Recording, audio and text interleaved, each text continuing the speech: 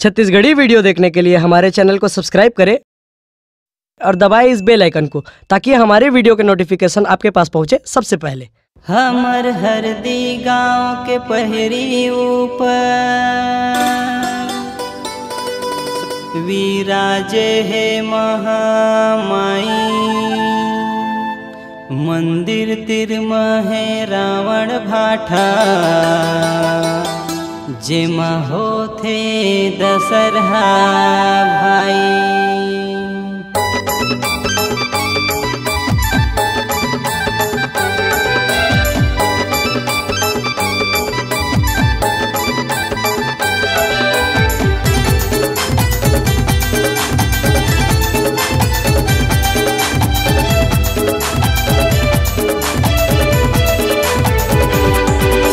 हरदी के रावण भाठा माँ दशहरा होवत है, मेला लगे है वो सब रावण देखत है। हरदी के रावण भाठा माँ दशहरा होवत है, मेला लगे है वो सब रावण देखत है। 10 मुड़िया 30 फुटिया 10 मुड़िया रावण लावो मारे बराम आवत है। 10 मुड़िया रावण लावो मारे बराम आवत है।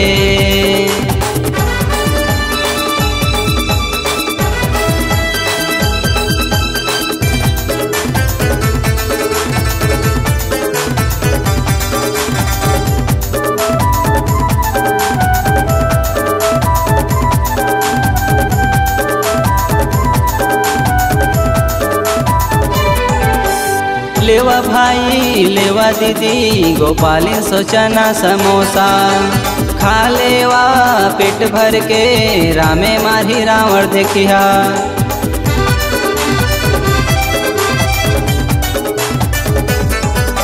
रावण देखा 30 फुटिया बने है सबले बढ़िया, रामा ही धनुष धर के रावण लमारे बरथिया।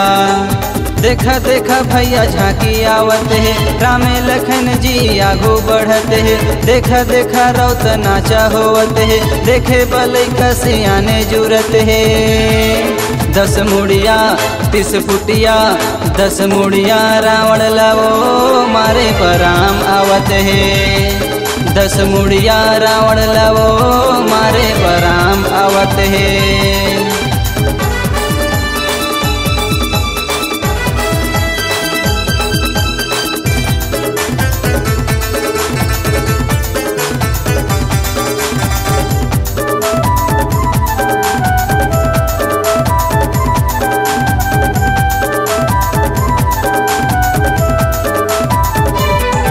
महामाया मंदिर रावण भाठा लगे है सब एक जतिया। शशि कमला ही रावण देखे त सब कोनो जी हटिया।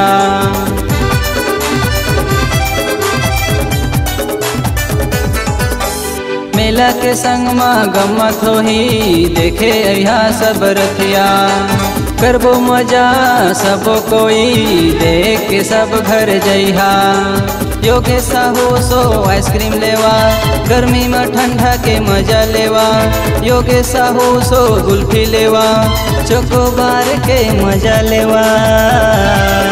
10 मुड़िया 30 फुटिया 10 मुड़िया रावण लावो मारे बराम आवत है। 10 मुड़िया रावण लावो मारे बराम आवत है।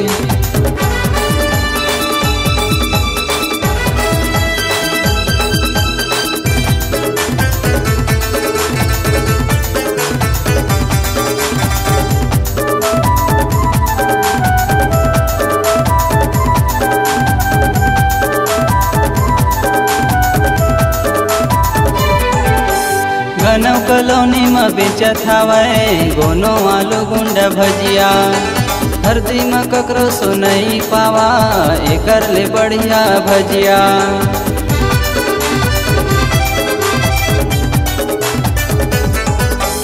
मीठा चटनी संग मिर्चा चटनी डारा भैया कह के पूछते। 10 रुपया प्लेट कह के सबो लगोनो हकई थे। घर में गरम आलू गुंडा बनत है, मीठा चटनी संग मजा देवत है। घर में गरम भैया भजिया बनत है, मिर्चा चटनी संग मजा देवत है। लौहा अइहा तभे पैहा, लौहा अइहा तभे तो घर में गरम भजिया पैहा।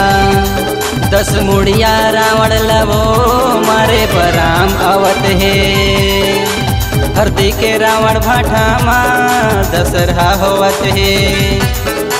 मेला लगे है वो सब रावण देखत है। हरदी के रावण भाठा माँ दशहरा होवत है। मेला लगे है वो सब रावण देखत है। 10 मुड़िया 30 फुटिया 10 मुड़िया रावण लवो मारे बराम आवत है। 10 मुड़िया रावण लवो देखे बा आयुष आवत है। 10 मुड़िया रावण लवो देखे बा भाव्य आवत है। 10 मुड़िया रावण लवो देखे बा वैभव आवत है। 10 मुड़िया रावण लवो देखे नीलकमल आवत है। अगर आप अपनी आवाज को एक नया आयाम देना चाहते हैं तो चले आइए मल्टी ट्रैक डिजिटल रिकॉर्डिंग के लिए संपर्क करें HK म्यूजिक कंपनी, कोटा डबरी, चांपा, छत्तीसगढ़। मोबाइल नंबर है 9329238487 और